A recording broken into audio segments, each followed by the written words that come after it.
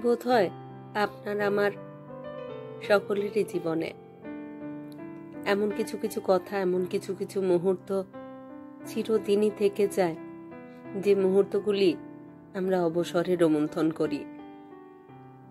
কিছু মুহূর্তে কিছু কথা যা বলার দরকার ছিল বলে মনে হয়েছিল, অথচ বলা হয়ে ওঠেনি, কিংবা কিছু কথা যা কোনো প্রিয় ব্যক্তির থেকে শোনার জন্য মন উদ্গ্রীব হয়েছিল, সেই কথা শোনা হয়ে ওঠেনি। সারা জীবনই অবসরে সেই স্মৃতি আমাদের বড় হন করে যায়। একটা জিজ্ঞাসা চিহ্ন সারা জীবন বয়ে বেড়াতে হয়। ভারী অদ্ভুত না? কিন্তু এরকম স্মৃতি আমাদের বোধহয় সকলের জীবনে আছে। অবসরে মাঝে মাঝেই তা নাড়া দিয়ে যায়, ভোলা যায় না। আজ আপনাদের পড়ে শোনাবো সুনীল গঙ্গোপাধ্যায়ের লেখা একটি অসাধারণ ছোট গল্প। গল্পের নাম প্রথম নারী। আমি মৌমিতা। আমার কবিতা পাঠ চ্যানেলে আমার সকল শ্রোতা বন্ধু এবং দর্শক বন্ধুকে আন্তরিক শুভকামনা জানিয়ে আজকের গল্প পাঠ শুরু করছি। পড়ে শোনাচ্ছি সুনীল গঙ্গোপাধ্যায়ের লেখা গল্প প্রথম নারী।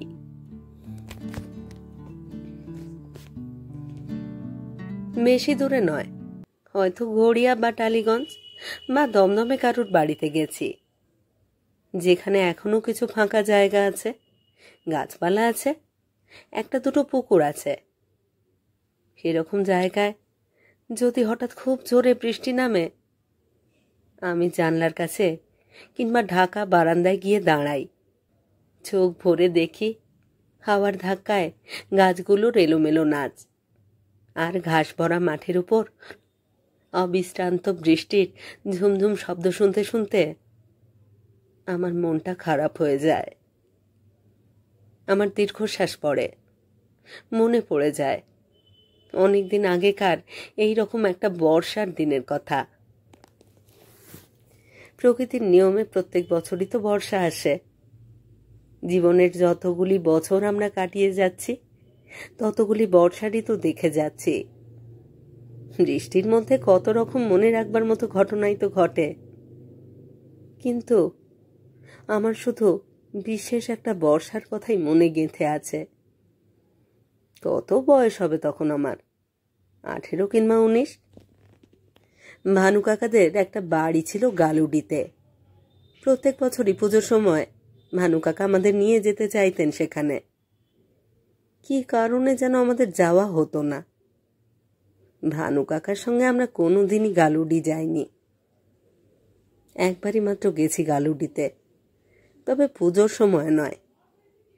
কেন যে গ্রীষ্মকালে ওই রকম গরমের জায়গায় যাওয়া হয়েছিল ঠিক মনে নেই এখন। তা ভানু কাকা আমাদের চাবি দিয়ে দিয়েছিলেন, আর মালির নামে একটা চিঠি। কিন্তু শেষ মুহূর্তে বাবা যেতে পারলেন না। বাবার অফিসের গোডাউনে আগুন লেগে গিয়েছিল। হঠাৎ তখন তার কলকাতা ছেড়ে যাওয়া চলে না। আমাদের টিকিট কাটা পর্যন্ত হয়ে গিয়েছিল। তাই ঠিক হলো মাকে নিয়ে আমরা ভাই বোনেরা চলে যাব। বাবা কয়েকদিন পরে আসবেন। ট্রেন ছাড়ার মুহূর্ত থেকেই আমি হয়ে গিয়েছিলাম হেড অব দ্য ফ্যামিলি। মা ও ছোট ভাই বোনেদের দায়িত্ব আমার উপর। গালুডিতে ভানু কাকাদের বাড়িটা ছিল বেশ ফাঁকা জায়গায়, স্টেশন থেকে অনেকটা দূরে। ছোট দোতলা বাড়ি, সামনে পেছনে বাগান, পাঁচিলের ওপাশে ঢেউ খেলানো প্রান্তর। ওইসব জায়গায় গ্রীষ্মকালে কেউ বেড়াতে যায় না। অনেক বাড়ি তালা বন্ধ ছিল। সারাদিন কাজ তো কিছু নেই, বাগানে খানিকটা খেলাধুলো আর নানা রকম খাওয়ার চিন্তা। দুপুরে অসহ্য গরম বাতাস, বাইরে বেরোবার উপায় নেই। অত গরমে ঘুমও আসে না। রাস্তায় পোস্টম্যানের সাইকেলের ক্রিং শুনলেই মনে হতো আজ কি চিঠি আসবে। কিন্তু প্রত্যেকদিন কে চিঠি লিখবে আমাদের? বাবার কাছ থেকে একখানা চিঠি এসেছিল, তার আসতে আরো কয়েকদিন দেরি হবে। বালক থেকে সাবালক পদে উত্তীর্ণ হয়েছিলাম বলে আমার সব সময় নতুন কিছু একটা করতে ইচ্ছে করত। কিন্তু গালুডির মতন নির্জন জায়গায় কি বা করার থাকতে পারে। মাঝে মাঝে ট্রেনে চেপে চলে যেতুম ঝাড়গ্রাম কিংবা ঘাটশিলা কিছু কেনাকাটি করবার জন্য। কেনাকাটি আসল উদ্দেশ্য নয়, গালুডিতে মোটামুটি সব জিনিস পাওয়া যায়। কিন্তু এই যে আমি যখন ইচ্ছে একা একা ট্রেনে ভ্রমণ করতে পারি, সেটাই ছিল একটা উত্তেজনার ব্যাপার। এরকম বয়সে বেশিরভাগ ছেলেই লাজুক হয়। আমিও অচেনা লোকজনের সঙ্গে ভাব জমাতে পারতাম না কিছুতেই। গালুডির তুলনায় ঝাড়গ্রামে লোকজন অনেক বেশি। সেখানে গিয়ে ঘুরে বেড়াতাম রাস্তায় রাস্তায়, কিন্তু কারোর সঙ্গে আলাপ হয়নি। ঘাটশিলাতেও একদিন দেখি সুবর্ণরেখার ধারে একদল ছেলে মেয়ে পিকনিক করতে এসেছে, ওই গরমের মধ্যে। তারা অনেকেই আমার বয়সী। একটা গাছের আড়ালে দাঁড়িয়ে আমি অনেকক্ষণ ধরে দেখেছিলাম ওদের। ওরা খেলছে, হাসাহাসি করছে, নিজেরাই রান্না করছে উনুন ধরিয়ে। বারবার ইচ্ছে করছিল ওদের দলে মিশে যাই, কিন্তু ওরা আমায় ডাকেনি। ডাকলেও বোধহয় আমি লজ্জায় ওদের সঙ্গে যোগ দিতে পারতুম না। নিজেকে দারুণ একা মনে হতো। গালুডিতে আমাদের বাড়ির কাছাকাছি 2-3খানা বাড়ি একেবারে ফাঁকা। সেই জন্য আমাদের খুব ডাকাতের ভয় ছিল। সন্ধ্যের পরই দরজা জানলা বন্ধ করে ঘরে বসে থাকতুম। সেই জন্যেই সন্ধ্যেগুলো আরো অসহ্য বোধ হতো। আমাদের বাড়ির কেয়ারটেকারটি যেমন বুড়ো তেমন রোগা। আমরা ওর নাম দিয়েছিলাম লটপট সিং। ডাকাত কেন, সামান্য একটা চোর এলেও বোধহয় ওর কাছ থেকে কোনো সাহায্য পাওয়া যেত না। একদিন বিকেলবেলা আমরা বাইরের বাগানে বসে চা খাচ্ছি। এমন সময় দেখলুম আমাদের গেটের সামনে এসে দাঁড়িয়েছেন 2জন মহিলা আর একটি বাচ্চা ছেলে। মা জিজ্ঞেস করলেন, ওরা কারা? আমিও ওদের চিনি না, আগে কখনো দেখিনি। ওরা গেটের কাছে দাঁড়িয়ে আমাদের দেখতে লাগলো কিছুক্ষণ, তারপর গেট ঠেলে ভিতরে ঢুকলো। আমরা চায়ের কাপ নামিয়ে রেখে তাকিয়ে রইলুম। এ পর্যন্ত গালুডিতে আর কেউ আমাদের বাড়ির গেট দিয়ে ঢোকেনি। আজও আমি সেই দৃশ্যটি স্পষ্ট দেখতে পাই। একেবারে সামনে রয়েছেন রত্নাদি, নীল শাড়ি পরা, বেশ লম্বা চেহারা, পিঠের উপর চুল খোলা। তার পাশে লাফাতে লাফাতে আসছে পিকলু, তার বয়স 7 বছর। কালো হাফ প্যান্ট আর হলদে গেঞ্জি পরেছে সে। তাদের পেছনে একটু ব্যবধান রেখে আস্তে আস্তে হেঁটে আসছে এলা, যেন তার ভিতরে আসবার ইচ্ছে ছিল না। এলা পরে আছে একটা হরিণ রঙা শাড়ি। সমস্ত দৃশ্যটা আমার স্মৃতিতে যেন বাঁধানো ছবি, যদিও তখন আমরা তাদের নাম জানতাম না। প্রথম মহিলাটি একেবারে কাছে এসে হাসি মুখে মাকে বললেন, মাসিমা, আমায় চিনতে পারছেন? আমি রত্না। মা তখনও চিনতে পারেননি।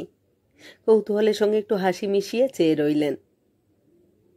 মহিলাটি মাকে প্রণাম করে বললেন, সেই যে গড়পাড়ে আমরা।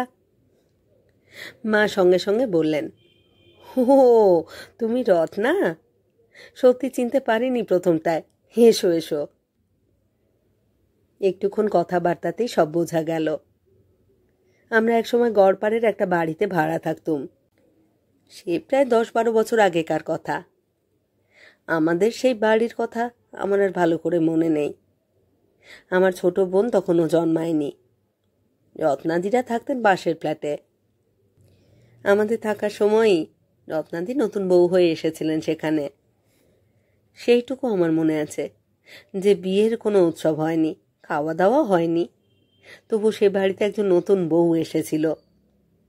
বাড়িতে এবং পাড়াতে সেটা ছিল একটা আলোচ্য বিষয়। আমারও শিশু মনে একটা খটকা লেগেছিল।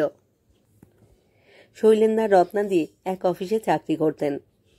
একদিন সন্ধেবেলা রেজিস্ট্রি বিয়ে সেরে ওরা একসঙ্গে গড়পাড়ের বাড়িতে চলে আসেন। আমার মায়ের সঙ্গে রত্নাদির বেশ ভাব হয়ে গিয়েছিল। রত্নাদিদের নতুন সংসার সাজিয়ে দিতে মা সাহায্য করেছিলেন কিছু কিছু। রত্নাদি সেই সব কথাই বলতে লাগলেন উচ্ছ্বসিতভাবে। রত্নাদির বিয়ের পর আমরা ওই গড়পাড়ের বাড়িতে ছিলাম মাত্র 1 বছর। তারপর উঠে যাই ভবানীপুরে। রত্নাদিরাও এখনো ওই বাড়িতে থাকেন না। রত্নাদি এলার সঙ্গে আলাপ করিয়ে দিয়ে বললেন, মাসিমা, এই আমার ছোট বোন। আপনি 2-1 বার দেখেছেন ওকে, অবশ্য তখন খুব ছোট ছিল। মা বললেন, হ্যাঁ, একটু একটু মনে পড়ছে, খুব দুরন্ত ছিল তখন। এখন তো দেখছি খুব শান্ত। এলা শুধু শান্ত নয়, প্রায় নির্বাক বলা যায়। একবার শুধু সে মায়ের কোনো একটা প্রশ্নের উত্তরে হ্যাঁ বলেছিল। সেটা না শুনলে ওকে বোবা মনেও হতে পারত। একটু লম্বাটে মতন মুখ এলার, শ্যামলা রং, চোখ দুটি খুব টানা টানা, কালো আর গভীর। চোখ তুলে সে মাঝে মাঝে মুখের দিকে তাকায়, চেয়েই থাকে, কোনো কথা বলে না। মা রত্নাদিকে জিজ্ঞেস করলেন, তোমরাও এই গরমে এখানে বেড়াতে এসেছ? আমাদের তো পুজোর সময় আসবার কথা ছিল, তখন হয়ে উঠল না, সেই জন্যই তো। তাও তো উনি আসতে পারলেন না। রত্নাদি একটুক্ষণ মাটির দিকে চেয়ে রইলেন, তারপর মুখ তুলে বললেন, মাসিমা, শৈলেন খুব অসুস্থ, আর কতদিন বাঁচিয়ে রাখতে পারবো তা জানি না। আমি বিষম চমকে উঠেছিলুম। কি শান্তভাবে কথাটা বলেছিলেন রত্নাদি। গলার আওয়াজে কোনো রকম দুঃখ বা উচ্ছ্বাস নেই, যেন জীবনের অনেক ঘটনার মতন এটাও একটা সাধারণ ঘটনা। এটা নিয়ে বেশি বাড়াবাড়ি করবার কোনো মানে নেই। আমরা যে পরিবেশে মানুষ, সেখানে কোনো স্ত্রীকে প্রকাশ্যে তার স্বামীর নাম উচ্চারণ করতে শুনতুম না সেই সময়। কিন্তু রত্নাদি এমনভাবে শৈলেন কথাটা উচ্চারণ করলেন যেন সেটা তার কোনো ঘনিষ্ঠ বন্ধুর নাম। রত্নাদির ওই কথা শুনে এলা এক দৃষ্টিতে তার দিদির দিকে তাকিয়েছিল, কোনো কথা বলেনি। পিকলু তখন একটু দূরে আমার ছোট বোনের সঙ্গে খেলা শুরু করেছে। শৈলেন্দার যে ঠিক কি অসুখ তা বুঝলুম না, তবে শুনলুম যে উনি শুকনো জায়গায় এলে ভালো থাকেন। রত্নাদি অফিস থেকে ছুটি নিয়ে এখানে একটা বাড়ি ভাড়া নিয়ে আছেন। পুরো গ্রীষ্মে 3 মাস এখানে কাটিয়ে যাবেন। ওরা এসেছেন 1.5 মাস আগে। মা রত্নাদিকে চা খাওয়ালেন। তারপর ওরা যখন বিদায় নেবার জন্য উঠে দাঁড়ালেন, তখন মা আমাকে বললেন, ওদের একটু এগিয়ে দিয়ে আয় তো নীলু। রত্নাদি হেসে ফেললেন, বললেন, আমাদের এগিয়ে দিতে হবে না, এতদিনে আমাদের সব জায়গা চেনা হয়ে গেছে। তারপরই মন বদলে আমার বললেন, আচ্ছা এসো নীলু, আমাদের বাড়িটা চিনে যাবে, মাসিমাকে নিয়ে আসবে একদিন। বিকেল শেষ হয়ে এসেছে। পশ্চিম দিগন্তে যেখানে আকাশ মিশেছে সেদিকটা লালে লাল। আমরা সেই দিকে এগিয়ে যাচ্ছি। সারা পথ রত্নাদি আমার সম্পর্কে অনেক কথাই জিজ্ঞেস করলেন। ইলা তখনও কোনো কথা বলল না, মনে হয় যেন আমাদের কথা শুনছেও না। মেয়েটা লাজুক নাকি অহংকারী। রত্নাদিদের বাড়িটা বেশ দূরে, একটা বড় মাঠ পেরিয়ে খুব ফাঁকা জায়গায়। স্টেশন থেকে যত দূরে হয় ততই বাড়ি ভাড়া কমে যায়। সেদিন আর রত্নাদিদের বাড়ির মধ্যে যায়নি, রত্নাদিও ডাকেননি ভিতরে। হঠাৎ আকাশ অন্ধকার হয়ে এসেছিল। রত্নাদি বলেছিলেন, মাঝে মাঝে চলে এসো নীলু, আমরা তো প্রায় সব সময় বাড়িতেই থাকি। আর হ্যাঁ শোনো, ভালো কথা মনে পড়েছে, তুমি কি ট্রেনে চেপে ঝাড়গ্রাম যেতে পারবে? আমি বললুম, আমি তো প্রায়ই যাই। একটা ওষুধ আনতে হবে, এখানে পাওয়া যাচ্ছে না, তুমি এনে দিতে পারবে? আমি তৎক্ষণাৎ বানিয়ে বললুম, আমি তো কালকেই ঝাড়গ্রামে যাব বাজার করে আনতে। ও, তাহলে তো ভালোই হলো। সেদিন ওখান থেকে ফেরার পথে আমি বেশ ভয় পেয়েছিলাম মনে মনে। অথচ ভয় পাবার কোনো কারণ ছিল না। আমি তেমন একটা ভীতুও নই। এবড়ো খেবড়ো পাথর ছড়ানো বড় মাঠটা পেরিয়ে আসবার সময় হঠাৎ সাংঘাতিক ঝড় উঠেছিল। চতুর্দিক শোঁ শব্দে কেঁপে উঠল। ঘূর্ণি পাখে উঠতে লাগলো ধুলো। কোনো দিকে কিছুই দেখা যায় না। আমার মনে হলো এখন ছুটতে গেলেই আমি দিক ভুল করব। মাঠের মধ্যে ঝড় দেখে ভয় পাবার ছেলে আমি নই, কিন্তু তার একটু আগে রত্নাদিতের বাড়ির গেট পেরুবার একটু পরেই আমার মনে হয়েছিল আমার জীবনে এবারে একটা পরিবর্তন আসছে। আমি সাবালকদের জগতে প্রবেশ করেছি। এবার শিগগিরই এমন কিছু ঘটবে যার ফলে বদলে যাবে আমার বাকি জীবনের গতি। এই কথা ভাবতে ভাবতে খানিক দূর আসার পরই অকস্মাৎ ওরকম ঝড় ওঠায় আমি বেশ ঘাবড়ে গিয়েছিলাম। এই যে অন্ধ ঝড়, যার মধ্যে কোনো দিক বোঝা যায় না, এই কি তাহলে আমার ভবিষ্যৎ জীবনের প্রতীক? যাই হোক, সেই সন্ধ্যেবেলা ঠিকঠাকই বাড়ি পৌঁছেছিলুম। রত্নাদি যদি ঝাড়গ্রাম থেকে আমাকে ওষুধ আনবার কথা না বলতেন, তাহলে হয়তো পরের দিনই আমার ও বাড়িতে যাওয়া আর হতো না। যদিও আমার তৃষিত মন চাইছিল মানুষের সঙ্গ, কিন্তু রত্নাদিদের বাড়িতে যাব কি যাব না তা ভেবে ভেবে মন ঠিক করতে আমার 2-3 দিন লেগে যেত। ওষুধ নিয়ে পৌঁছবার পর সেদিন দেখলুম শৈলেন্দাকে। শৈশবের অস্পষ্ট স্মৃতিতে শৈলেন্দাকে মনে ছিল একজন শক্ত সমর্থ পুরুষ হিসেবে। এখন দেখলুম বিছানার সঙ্গে একেবারে লেগে যাওয়া একজন কঙ্কালসার মানুষ।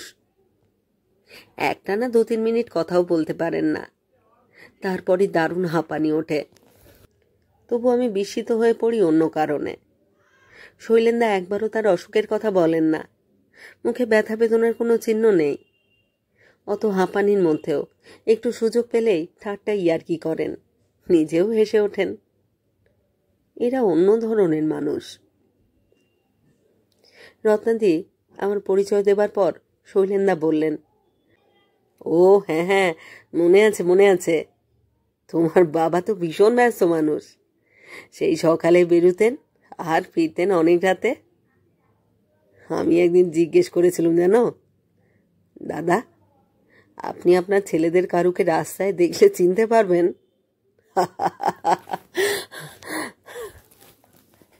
সেদিন রত্নাদি আমায় বলেছিলেন, নীলু, তুমি কি রোজ বাজারে যাও? তাহলে আমাদের কিছু আলু পেঁয়াজ এনে দেবে। অনেকটা দূর তো, তাই আমরা রোজ বাজারে যাই না। অবশ্য তোমার যদি অসুবিধে না হয়। কয়েকদিন পরে বোঝা গেল যে আমি শুধু আমার বাড়িরই হেড অব দ্য ফ্যামিলি নই। রত্নাদিরাও অনেক ব্যাপারেই আমার উপর নির্ভর করেন। 19 বছর বয়সে 2টি সংসারের দায়িত্ব আমার উপর। সকাল বিকেল দুবেলাই আমাকে রত্নাদিদের বাড়িতে যেতে হয়। আমাদের বাড়ির কেয়ারটেকারের একটি সাইকেল ছিল, আমি ব্যবহার করতে লাগলুম সেটা। অনেক সুবিধে হয়ে গেল। অনেক গল্প উপন্যাসে দেখা যায় মধুপুর কিংবা শিমুলতলার মতন জায়গায় বেড়াতে গেলে উঠতি বয়সের ছেলে মেয়েদের মধ্যে একটা প্রেমের ব্যাপার হয়ে যায় এবং সেটা খানিকটা মধুর বিরহে শেষ হয়। কিন্তু এলার সঙ্গে আমার প্রেম হয়নি। যদিও এলা প্রায় আমারই বয়সী, কলেজে সে আমার চেয়ে 1 ইয়ার নিচে পড়ে। আমাদের মধ্যে প্রেম না হোক, বেশ একটা বন্ধুত্ব হওয়া তো স্বাভাবিক ছিল। আমার দিক থেকে ইচ্ছেও ছিল যথেষ্ট, কিন্তু তবু সেরকম কিছুই হয়ে উঠল না। এলা সত্যি বড় কম কথা বলে। ওদের বাড়িতে যখনই যেতুম দেখতুম সে কোনো বই নিয়ে বসে আছে। রান্নাঘরে তাকে রান্না করতে ও থেকে জল তুলতেও দেখেছি, কিন্তু তার বই হাতে নিয়ে বসে থাকা ছবিটি বেশি মনে পড়ে। এলা যে আমার সঙ্গে একেবারে কথা বলতো না তা নয়। চা খাবেন? মা, আপনাদের বাড়িতে খবরের কাগজ আসে? এই ধরনের মামুলি কথা সে বলতো, বলতো ঠিকই, কিন্তু তার মনটাকে সে যেন রেখেছিল একটা খড়ির গণ্ডি দিয়ে ঘিরে, যার মধ্যে সে কারুকে প্রবেশ করতে দেবে না। অনেক সময় কোনো কথা না বলে সে শুধু আমার চোখের দিকে অনেকক্ষণ চেয়ে থাকত, এবং সেটাই আমার অদ্ভুত লাগত। মেয়েরা সাধারণত পুরুষদের চোখের দিকে স্পষ্টভাবে তাকায় না। পরে শনিবার কলকাতা থেকে এসে উপস্থিত হলো অজিতদা আর সুকুমল্লা। এদের মধ্যে অজিতদা হলো রত্নাদির ছোট ভাই, আর সুকুমল্লা তার বন্ধু। শৈলেন্দার আত্মীয় স্বজন বিশেষ কেউ নেই। রত্নাদির বাড়ির লোকেরাই মাঝে মাঝে ওদের দেখাশুনো করতে আসে, 15 দিন অন্তর একবার। শনিবার বিকেলে এসে সোমবার চলে যায়। যদিও ওরা আসে অসুস্থ শৈলেন্দার খোঁজখবর নিতে, কিন্তু ওদের ব্যবহারের মধ্যে একটা বাইরে বেড়াতে আসার মেজাজ থাকে। বাড়িটা হই হল্লায় সরগম হয়ে ওঠে। বাগানে মুরগি কাটা হয়। সন্ধ্যের পর সুকুমল্লার ব্যাগ থেকে বেরিয়ে পড়ে রামের বোতল। এমনকি শৈলেন্দাকেও সেই রাম খাওয়ানোর চেষ্টা হয়েছিল। 2 চুমুক দিয়েই শৈলেন্দা দারুণ কাশতে শুরু করেছিলেন। সুকুমল্লা সদ্য ডাক্তারি পাশ করে হাউস সার্জন হয়েছে। এই ধারধারা গোবিন্দপুরে এসে তার চাল চলন বিধান রায়ের মতনই। শৈলেন্দার বুক পিঠ পরীক্ষা করে গভীর আত্মপ্রত্যয়ের সঙ্গে বলে, শুনুন জামাইবাবু, আমি যা বলছি তা যদি ঠিকঠাক মেনে চলেন, তাহলে 2 সপ্তাহের মধ্যেই আপনাকে খাড়া করে দেব। শৈলেন্দা হেসে বলেছিলেন, ওরে, অনেক টাকা খরচ করে অনেক বড় ডাক্তার দেখিয়েছি আমি। আমি কি ছেলে মানুষ যে আমাকে মিথ্যে চোখ দিয়ে বোলাবি? এখানে এসেছিস, একটু আনন্দ ফুর্তি কর। বলছি, কাল তোরা সবাই মিলে চিল্কিগড় ঘুরে আয় না। প্রথম দিন গালুডিতে পৌঁছবার 1 ঘন্টা বাদেই আমি দেখেছিলুম সুকুমল্লা এলাকে বিরক্ত করতে শুরু করে দিয়েছে। আমি না হয় খুব লাজুক, কিন্তু সুকুমল্লা তো গল্পের বইয়ের চরিত্রের মতন। স্বাস্থ্য ভালো, ডাক্তারি পাশ করেছে, পরিপূর্ণ সার্থক একজন যুবক। সে এলার মতন একজন যুবতী মেয়েকে দেখলে প্রেম না হোক একটু ফষ্টি নষ্টি তো করতে চাইবেই। আমার সামনেই সুকুমল্লা এলার পিঠে একটা চাপড় মেরে বলল, এই মেয়েটা এত লাজুক কেন? কথাই বলে না। সেদিন আমি ও বাড়িতে বেশিক্ষণ থাকিনি আর। পরের দিন সকালে ও বাড়িতে যাইনি অন্যদিনের মতন। বাজার টাজার করবার জন্য আর তো আমার প্রয়োজন হবে না। 2 জন শক্ত সমর্থ পুরুষ মানুষ তো এসেই গেছে। বিকেলবেলা অজিতদার সুকুমল্লা পিকলু আর এলাকে নিয়ে আমাদের বাড়িতে এসে হাজির। মার সঙ্গে অনেকক্ষণ গল্প করল।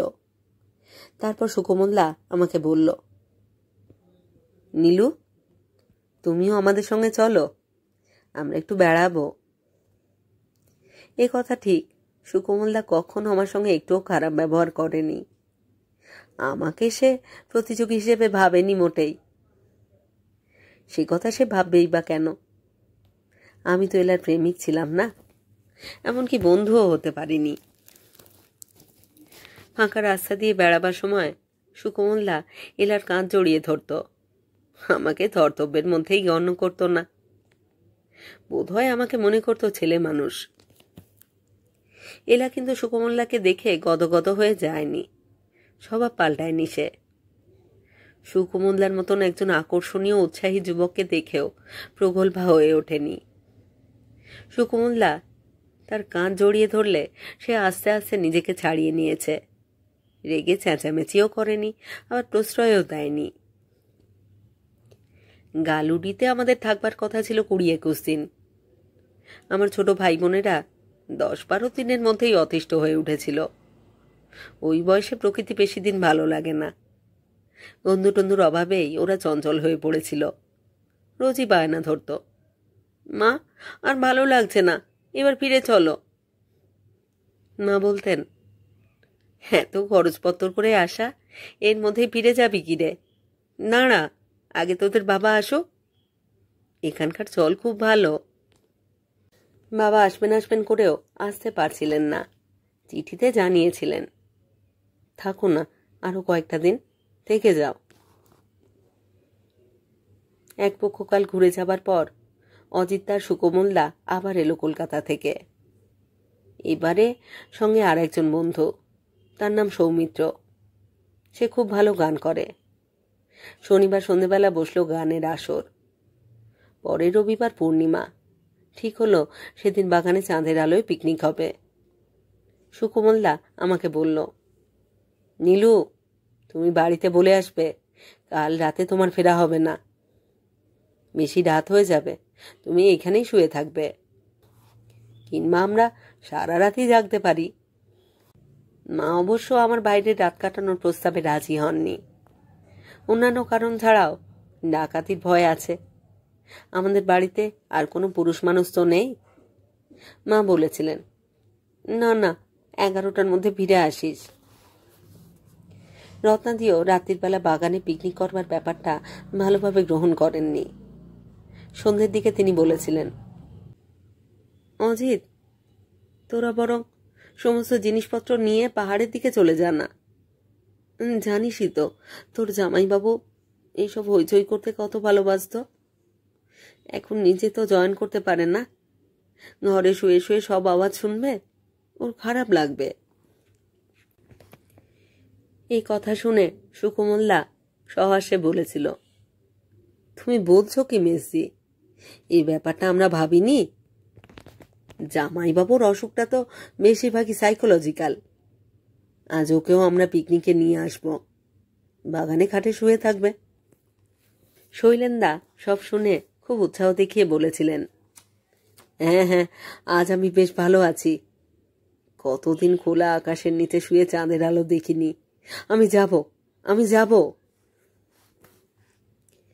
কেন যেন সেই পিকনিকে আমি খুব একটা আনন্দ পাইনি। শৈলেন্দা বারবার কাঁদছিলেন। সুকোমলদা আর সৌমিত্রদা রামের বোতল আর গান নিয়ে নিজেদের মধ্যে মশগুল হয়েছিলেন। একবার তারা এলাকে খুব পীড়াপিড়ি করতে লাগলেন গান গাইবার জন্য। এলা কিছুতেই গান গাইবে না। ওরা এলার হাত ধরে জোর করে টেনে এনে বসিয়ে দিল ঘাসের উপর। এলা মুখ গোঁজ করে রইল। তবু আমার মনে হলো কয়েকজন অত্যাচারী পুরুষ এলাকে বন্দি করে রেখেছে। কিন্তু আমি কি করব? আমি তো এলার প্রেমিকও নই, বন্ধুও নই। রাত 10:30টার সময় আমি উঠে পড়লুম। অন্য কারুর কাছে বিদায় নেবার কোনো দরকার নেই। আমি শুধু রত্নাদিকে বললুম, আমি যাচ্ছি রত্নাদি, মা চিন্তা করবেন। রত্নাদি একটু আপত্তি করলেন না, মাথা নেড়ে বললেন, যাও, তোমার কাছে টর্চ আছে তো নীলু? গেটের কাছে এসে দেখি সেখানে এলা দাঁড়িয়ে আছে। কাঁদছিল কি জানি, আমি তার চোখ দেখিনি। জায়গাটা বেশ অন্ধকার, কোনো মেয়ের মুখের উপর টর্চও ফেলা যায় না। আমাকে দারুণ চমক দিয়ে এলা বলল, তোমার সঙ্গে একটা কথা আছে আমার। আমি শুকনো গলায় বললুম, আমার আমার সঙ্গে? হ্যাঁ, বলো। আমার মুখের দিকে বড় বড় চোখ দুটি মেলে এলা চুপ করে রইল। অন্ধকারের মধ্যেও যেন আমি দেখতে পেলুম তার কালো চোখের গভীরতা। এই রকম ভাবে পল অনুপল খরচ হতে হতে কত সময় কেটে গেল কে জানে। এক সময় অজিতদা এলো। এলা, এই এলা, তোকে সুকোমল ডাকছে, এই বলে এগিয়ে আসতে লাগলো আমাদের দিকে। আমরা দুজনেই মুখ ঘোরালুম সেদিকে। অজিতদা নিরীহ ভালো মানুষ ধরনের। তার বন্ধুরা কিসে খুশি হয় তাই দেখার জন্যই সব সময় সন্ত্রস্ত। এলা আমাকে বলল, আজ থাক, তুমি কাল আসবে। কাল সকালে ওরা চলে গেলে তারপর বলবো। ঠিক এসো কিন্তু। সে রাতে কি আমি ঘুমোতে পেরেছিলুম একটুও? শুধু বিছানায় শুয়ে ছটপট করেছি। চোখের সামনে শুধু ভেসে উঠেছে গেটের কাছে সেই দৃশ্যটা। এলা কি ওখানে আমারই অপেক্ষায় দাঁড়িয়েছিল? এতদিন বাদে সে একসঙ্গে অতগুলো কথা বলেছিল, যেন সেই মুহূর্তে সে খড়ির গণ্ডিটা মুছে দিয়ে কাছে ডেকেছিল আমাকে। আসলে রাত্রিরে বিছানায় শুলে সকলেই কোনো একসময় ঠিক ঘুমিয়ে পড়ে। আমার যখন ঘুম ভাঙল তখন সকাল 8টা বেজে গেছে। মা আমায় ডেকে তুলে বললেন, চা খাবি না? আজ আর বাজারে যেতে হবে না, বাইরে অঝোরে বৃষ্টি পড়ছে। বছরের প্রথম বৃষ্টি, বাইরের দিকে তাকালে আরামের আমেজ লাগে। অন্যান্য দিন সকাল 9টার মধ্যেই চচ্চড়ে রোদে একেবারে ঝলসে যেত চারিদিক। আজ সজল স্নিগ্ধ রঙে ছেয়ে আছে পৃথিবী। গাছপালাগুলো আর রুক্ষ মাটি হ্যাংলার মতন চোঁচো করে টেনে নিচ্ছে বৃষ্টির পানীয়। আমি বারান্দায় বসে বৃষ্টি দেখছি বটে, কিন্তু আমার বুকের মধ্যে সব সময় বেজে চলেছে একটা দামামা। এলা আমাকে কিছু বলবে, এলা আমাকে কিছু বলবে। কি বলবে এলা? এমন কোনো কথা যা অজিতদার সামনে বলা যায় না? অন্ধকারে গেটের সামনে দাঁড়িয়েছিল আমারই অপেক্ষায়। আমি কি এতখানি যোগ্য? কই, এর আগে তো সে একবারও অন্তরঙ্গ সুরে কথা বলেনি আমার সঙ্গে। মাঝে মাঝে শুধু স্থিরভাবে তাকিয়ে থেকেছে। আমি কি ওর চোখের ভাষা বুঝতে পারিনি? বৃষ্টি থামলো 9টার পরে। এখন সাইকেল নিয়ে বেরিয়ে পড়া যায়। মনটা যদিও ছুটে যেতে চাইছে, কিন্তু আরো একটুক্ষণ অপেক্ষা করাই ঠিক করলুম। 10টার পর অজিতদারা বেরিয়ে ট্রেন ধরতে যাবে। এখন গোছগাছ চলছে, এই সময় গিয়ে পড়লে কোনো কথাই হবে না। তাছাড়া সুকুমল্লা হয়তো আমাকে স্টেশন পর্যন্তই টেনে নিয়ে যেতে চাইবে। আগেরবারও তাই করেছিল। থাক, আর একটু দেরি করে যাওয়াই ভালো। অজিতদারা বেরিয়ে পড়ুক বাড়ি থেকে। এরাও সেই কথাই বলেছিল ওরা চলে গেলে। আমাদের বাড়ির কাছ দিয়ে ট্রেন লাইন গেছে। কখন কোন ট্রেন যায় আসে আমরা আওয়াজ শুনতে পাই। কলকাতা ট্রেনের জন্য কান খাড়া করে রইলুম। তারই মধ্যে আবার বৃষ্টি এলো ঝেপে। এবারে আর বড় বড় ফোঁটা নয়, এখন বেশ জোরে বাতাস বইছে, তার সঙ্গে ঢেউয়ের মতন আসছে বৃষ্টি। এরই মধ্যে ঝমঝমিয়ে চলে এলো কলকাতার ট্রেন। বাড়িতে ছাতা কিংবা রেইনকোট নেই, কিন্তু একদিন বৃষ্টিতে ভিজলে কিছু আসে যায় না। জামাটা গায়ে চড়িয়ে বললুম, মা আমি একটু বেরুচ্ছি। মা বললেন, ও মা, এই বৃষ্টির মধ্যে কোথায় যাবি? বললুম যে আজ বাজারে যাওয়ার দরকার নেই, ডিমের ঝোল করে দেব। না, একটু রত্নাদিদের বাড়ি থেকে ঘুরে আসব। ও মা, এই বৃষ্টি মাথায় করে? কালই তো মাঝরাত্রির পর্যন্ত সেখানে ছিলি, আজ সকালেই আবার যেতে হবে কেন? আমি চুপ করে রইলুম। কাল অত রাত করে ফেরবার পর আজ সকালেই আবার ছুটে যাওয়ার কি যুক্তি? কি যুক্তি আমি দেখাবো? আমি এখন হেড অফ দ্য ফ্যামিলি, যখন যেখানে খুশি যেতে পারি। এর আগে মায়ের কাছে কোনো যুক্তি দেখাবার প্রয়োজন হয়নি, কিন্তু এখন রত্নাদিদের বাড়ির কথা একবার বলে ফেলে একটা দারুণ লজ্জা আমাকে ছেয়ে ফেলল। কেন সেখানে যেতে চাই মাকে বলা যাবে না। চুপ করে বসে রইলুম বারান্দায়। কিন্তু বৃষ্টির রূপ দেখবার মতন মন আমার নেই। এই বৃষ্টি আমার অসহ্য লাগছে। আগে কোনোদিনও আমার বৃষ্টির উপরে এত রাগ হয়নি। অজিতদাদের ট্রেন ধরতে হবে, তারা নিশ্চয়ই বৃষ্টির জন্য অপেক্ষা করেনি। এতক্ষণে বাড়ি ফাঁকা, আমি স্পষ্ট দেখতে পাচ্ছি। রত্নাদি রয়েছেন রান্নাঘরে, পিকলু বারান্দায় খেলছে, এলা একটা বই সামনে নিয়ে বসে আছে। নিশ্চয়ই সে বারবার চোখ তুলে দেখছে গেটের দিকে। সামান্য বৃষ্টির জন্য তার কাছে যাইনি আমি, নিশ্চয়ই সে আমাকে কাপুরুষ ভাবছে। একবার ইচ্ছে হচ্ছিল মাকে কিছু না বলেই ছুটে চলে যাই, কিন্তু বৃষ্টি আর হাওয়ার বেগ দুটোই বেড়েছে। এর মধ্যে বিনা কাজে বেরোনো খুবই অস্বাভাবিক। আমি তো সেরকম গোয়ার বা অবাধ্য ধরনের ছেলে ছিলাম না। সেই বৃষ্টি থামলো প্রায় 1:45। মা তখনই আমাকে খেতে ডাকলেন। এই সময় কারুর বাড়িতে যাওয়াও ঠিক নয়। 12টা থেকে 3টে, এই সময় অযাচিতভাবে কেউ কারুর বাড়িতে যায় না, এরকম একটা অলিখিত নিয়ম আছে। আর ও বাড়িতে গেলে রত্নাদি হয়তো প্রথমে আমাকে দেখবেন, একটু অবাক হয়ে তাকাবেন, কিংবা দুপুরবেলা ও বাড়ির দরজা বন্ধ থাকবে। আমি দরজা ধাক্কা দিলে ঘুম থেকে উঠে এসে রত্নাদি জিজ্ঞেস করবেন, কি ব্যাপার নীলু? 2:30টার সময় আবার বৃষ্টি এলো। এবারে বেশ হালকা ঝিরঝিরে। কে বলবে গতকাল দুপুরে এই অঞ্চলে প্রচন্ড গরম ছিল, এখন বেশ ঠান্ডা শিরশিরে ভাব। জানলার পাশে এসে আমাদের কেয়ারটেকার লটপট সিং জানালো, এরকম সারা দিন ধরে বৃষ্টি এই অঞ্চলে সাধারণত হয় না, এ যেন বঙ্গাল বারিশের মতন। আমি তখন প্রতিজ্ঞা করে ফেলেছি, বৃষ্টি থামুক বা না থামুক, ঝড় বজ্রপাত যা কিছু শুরু হোক, 3টে বাজলেই আমি বেরিয়ে পড়ব। মা, আমি যাচ্ছি বলে উত্তরের অপেক্ষা না করেই আমি চলে এলুম গেটের বাইরে। বৃষ্টি থামেনি, জোরও হয়নি। সাইকেলটা নেবার কথা মনে পড়েনি। আমাদের বাড়ির রাস্তাটুকু ছাড়বার পরেই আমি দৌড় শুরু করে দিলুম।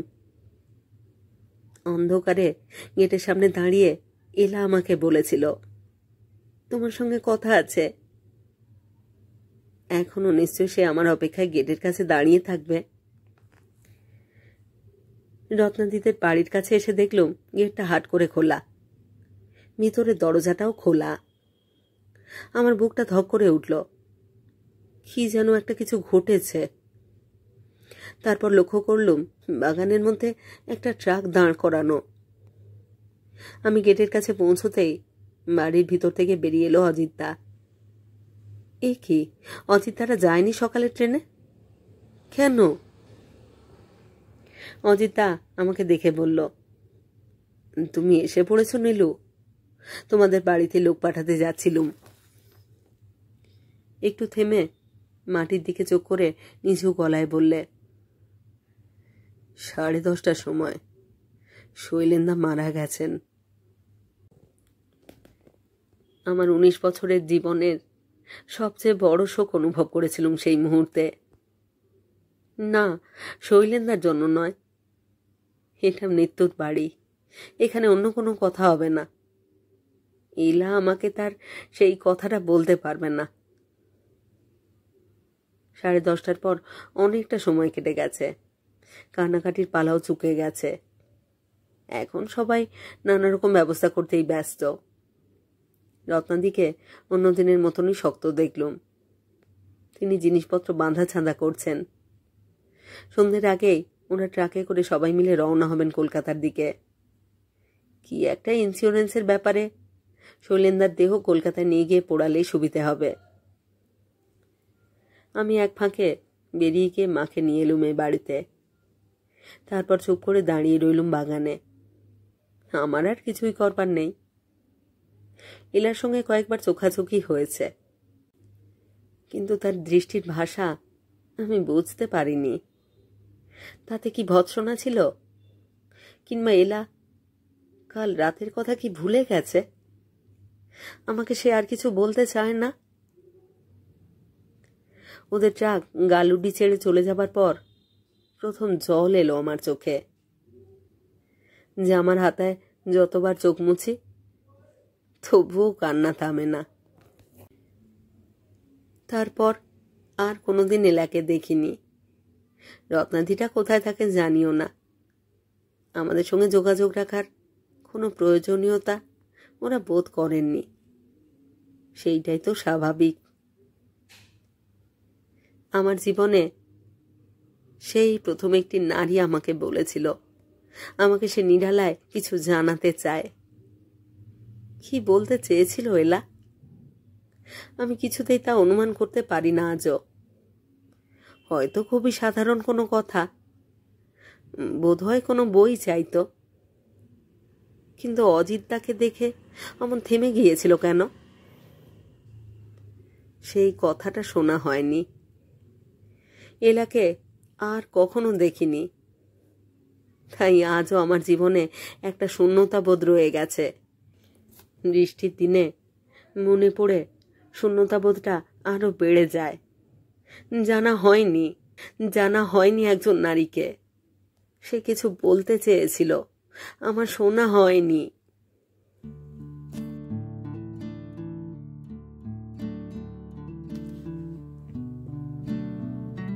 শেষ হলো আজকের গল্প, সুনীল গঙ্গোপাধ্যায়ের লেখা গল্প প্রথম নারী।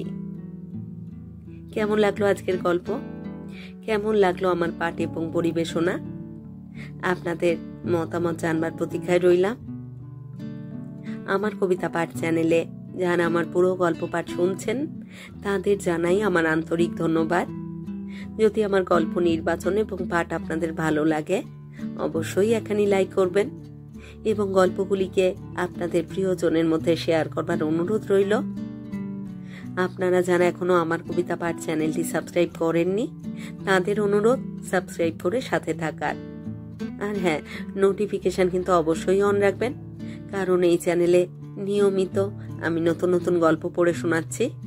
প্রত্যেকটি গল্পে আপনাদের সাথে চাই আপনাদের মূল্যবান মতামত। সবাই ভালো থাকুন আর থাকুন পরের গল্পের অপেক্ষায়।